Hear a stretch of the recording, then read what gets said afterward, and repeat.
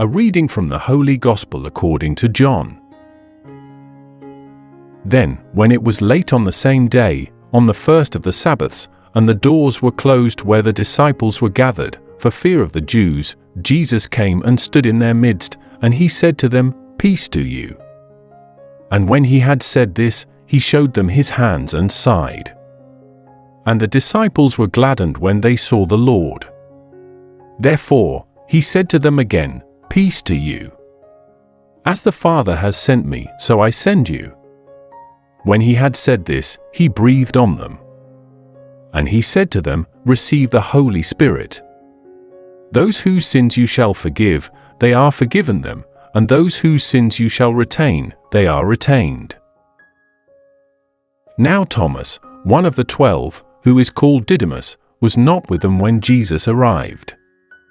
Therefore, the other disciples said to him, "We have seen the Lord." But he said to them, "Unless I will see in his hands the mark of the nails, and place my finger into the place of the nails, and place my hand into his side, I will not believe." And after 8 days, again his disciples were within, and Thomas was with them. Jesus arrived, though the doors had been closed, and he stood in their midst and said, "Peace to you." Next, he said to Thomas, "Look at my hands, and place your finger here, and bring your hand close, and place it at my side. And do not choose to be unbelieving, but faithful." Thomas responded and said to him, "My Lord and my God." Jesus said to him, "You have seen me, Thomas, so you have believed. Blessed are those who have not seen and yet have believed."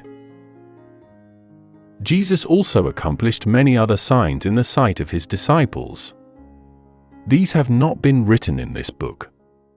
But these things have been written so that you may believe that Jesus is the Christ, the Son of God, and so that, in believing, you may have life in his name. The Gospel of the Lord.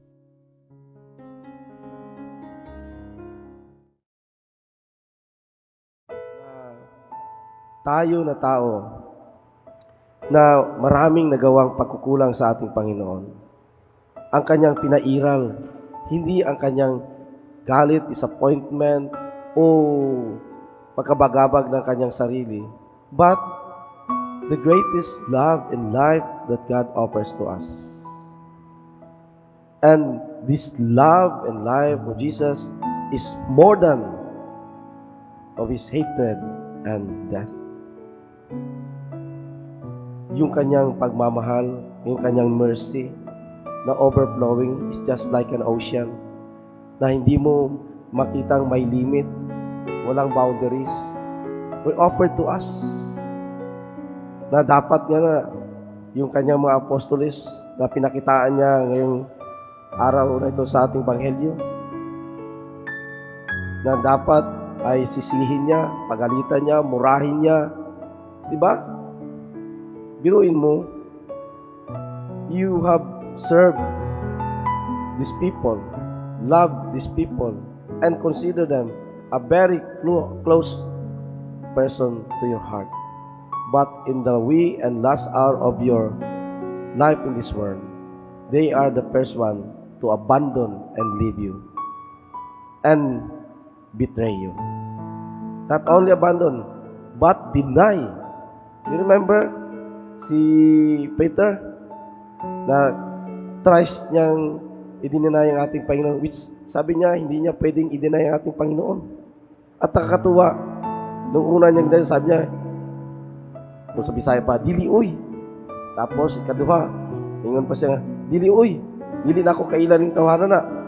Pero yung katatlo is very worse. "Bahala na, silutan ko sa Ginoo. Wala gyud ko kailan ng tawanan." Imagine. And then, naalala niya na sinabi natin, Panginoon, na bago pa man magtuktugaok ang manok 2 times, you will going to betray and deny me. Not only deny, hindi talagang in-erase niya sa kanyang isipan ang memory sa ating Panginoon, ang ginawa ng Panginoon. Sabi niya, "Silutan ako sa Ginoo. Ha? wala gyud ko kailan ng tanghanga. Murag na amnesia si Peter. Pero what Jesus did when he appeared before these people in a very tight and close room, what is his greetings? Peace be with you. And this is Jesus offering to everyone, not only to the apostles, because it flows from his heart of mercy. His heart of mercy is boundless and never remember anything that we have done against him. And this brings us to the last words of Jesus. He said, Father, forgive these people, for they do not know what they have done. And this claim of Jesus is that we are all innocent in spite of the traitorousness and betrayal that we have done before the Lord. For Him, we are still innocent, walang pagkakasala, because He brought every pain, every sins, and every sufferings of the world to Himself. Binitbit niya lahat at inialay niya sa ating dakilang Ama. That is why, in celebrating this Divine Mercy Sunday, we not only recall and remember and commemorate this greatest act of love, but we thank the Lord in our sincerest heart, because with His love and His mercy, we were being saved, and the whole world. His life, immortality, been shared to us. Kaya napakaganda ng ginawa natin Panginoon, di ba? Maliban na pinalis niya pa ang ating mga kasalanan, ginawa niya pa tayong inheritor ng kaharian ng Diyos. Sapagkat,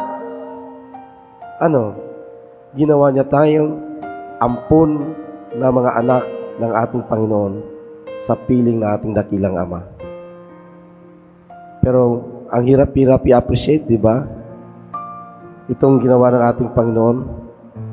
Pero, as a Christian, we should not only remind ourselves of what Jesus did to us, but live with it. Sabi nila, dapat magpakamatay tayo sa ating Panginoon. Dapat magbuhay tayo sa Panginoon, because He have already given us new life.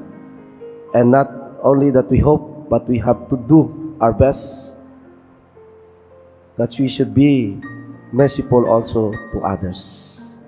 Because what we are facing is no longer a human being, ordinary capacity, but tainted with the blood and life of God flowing in us. Kaya maganda na ituring natin ang bawat isa na makadiyos.